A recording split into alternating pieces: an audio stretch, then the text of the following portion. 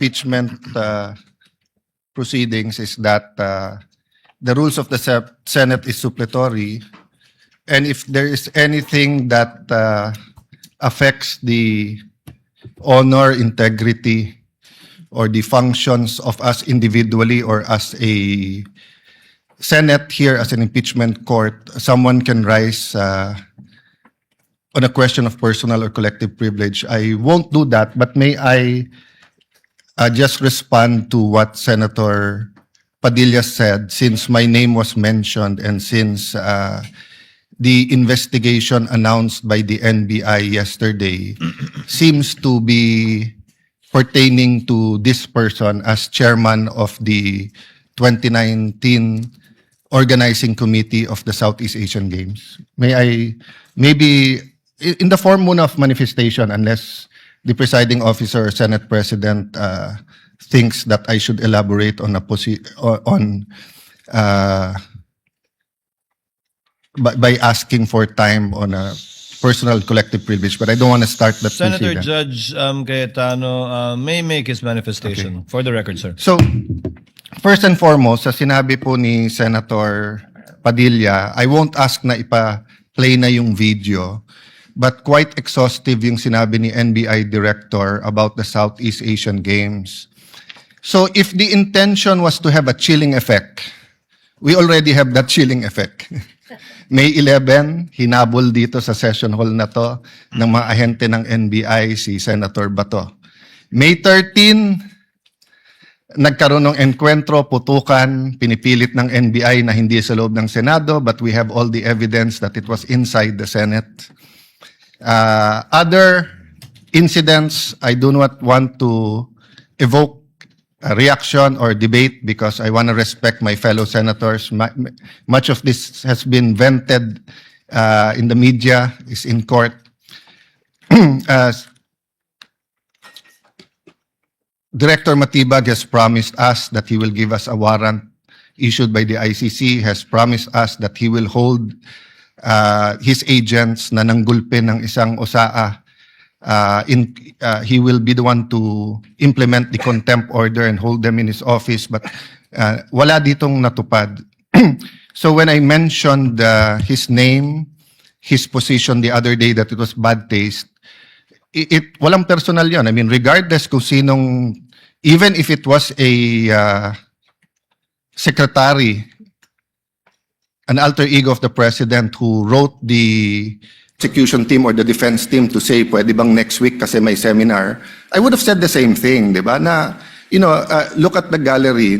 Kompleto parati dyan from Congressman Ace Barbers to many Congressman Ridon. I won't name all of you, but you're busy people. But you think this is important, so you take time out and you are here. Di ba? Of course, the prosecution team, you have to be, you are here. We are here, despite of many, many other important things. Not only investigations, not only the flood control, not only the BIR, not only, we're also talking about the nation being prone to volcanic eruption, to yung bagyo, buti, well, nasalanta pa rin tayo ng bagyong Inday, ibang Inday ang pinag-uusapan natin dito sa impeachment. But still, we are here. So it was in good faith that I said, as an example, mukha namang masama kapag kayong isang bureau head. NBI director is a very important position, but it is a bureau. So if a bureau head, and tignan yung invitation, nakalagay sa invitation, or your representative, and we resolved it. So aksidente ba na yesterday, suddenly after I mentioned it, and after during the weekend, many have been talking about na dapat ata hindi 16. So 21 na lang kami ngayon eh. So 2/3 of 21 is 7. Pag nabawasan pa kami ng 3, 13 na lang yon. Pero some will argue, mabawasan lang kami ng 1 o 2, baka 13 na rin yon kasi wala naman half person o 3/4 person. So all of these issues are valid. Question, the chilling effect is there, but am I intimidated? Wala na akong choice. Ilalabang ko na to, gagawin ko yun ang dapat kong gawin. Bumaliktad man yung sitwasyon, si President Marcos ang ini-impeach and I felt a certain way, ilalabang ko rin. Chief Justice man ang i-impeach, ilalabang ko rin.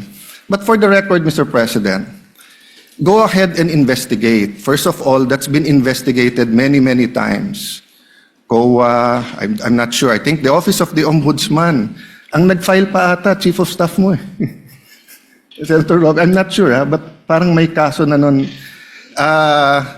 Senator Drilon quizzed us here. I was Speaker of the House but I chose to appear before the Senate to be able to answer all of those questions directly. The SEA Games, paulit-ulit yan. Biktima na ng speakership ng 2019 yan. Nahuli namin yung PR na sinabi kikiam, pinakain daw mga Muslim ng baboy, when it was chicken longganisa na pinakain. Pero nasiraan na tayo sa Malaysia, Indonesia. The SEA Games gave us so much honor. So far, it is still the biggest SEA Games in history. Many of our athletes launched their career, even going to gold medals in the Olympics. Our athletic and our yung aquatic natin center in Clark is one of the best in the world. Ang nagsabi nito yung Israeli coach ng isang foreign team doon. But go ahead if you want to investigate. But I just want to put on record, mukhang misfire. Bakit? Yung sinasabi niyang infrastructure na walang bidding, first of all, the procurement law has many modes of procurement. So don't make it appear sa public na just because walang bidding, may anomalya na to. Okay. Secondly, bakit ko sinabing misfire? Hindi po sa I'm referring to director ng NBI Matibag. I had nothing to do with the infrastructure. The chairman of the committee. In fact, I had to resign from the DFA because I was running for congressman during that time. So dun sa sinasabi ni Director Matibag na may congressional insertion to fund it, it's definitely not me because how could a non-member of the Senate or non-member of the House insert anything? Okay. Dun sa sinasabi niyang infrastructure, it was done by the BCDA. The chairman of the BCDA is one of the closest advisors of the president now. The president of the BCDA is one of the closest advisors and is a secretary now. And he said, medyo kaduda tong kumpanya na nanalo walang bidding. If I'm not mistaken, it's the same company who's making the City Hall of Pasig. So, I mean, if they want to investigate, go ahead. But by mentioning the organizing committee of the SEA Games, ako po chairman nun. At paninindigan ko po na napakaganda nung nangyari doon. At kung may anomalya, ako unang magagalit. So, go ahead. But my point, Mr. Chairman, honorable members of the court, sa prosecution, to be fair sa prosecution at marami akong kaibigan, I've never felt any intimidation from any of you. I mean, you've continued to be either friends or for those who are former friends but friends. I mean, I don't know if nagkamali lang ako but on the first day, I nodded ng konti kay Senator De Lima. Gumanon din siya, hindi ko alam kung acknowledge because we were friends once upon a time and this is a court. We owe it to each other to be professional, di ba?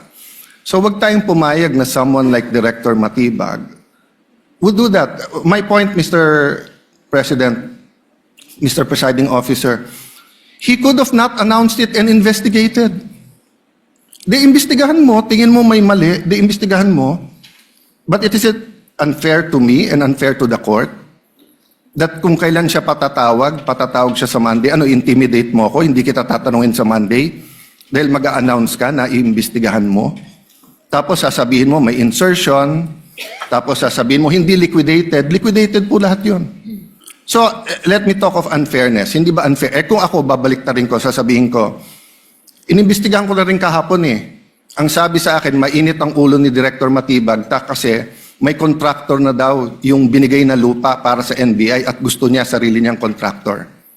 Or would that be fair to him? No. It would be a marites accusation. So that's the same thing he announced yesterday.